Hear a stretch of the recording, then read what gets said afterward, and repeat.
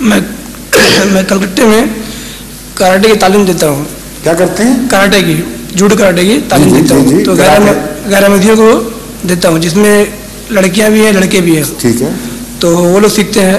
خدام کو بھی ٹریننگ دیتا ہوں کلکتہ جماعت میں. تو اگر ہمارے جماعت کے خواتین سیکھنا چاہیں تو کیا انہیں سکھا سکتا ہوں؟ ہماری جماعت کیا کرنا چاہیں؟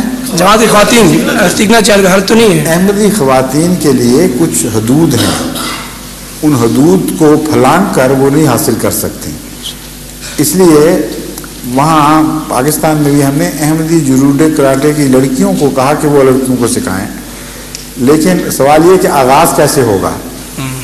آغاز کا بہترین طریقہ یہ ہے کہ نابالغ بچیوں کو جوڈو کراٹے کی ٹریننگ دی جائے، اور یورپ میں ایسا کیا جا رہا ہے، اور وہ زیادہ اچھی ٹریننگ حاصل کر لیتی ہیں.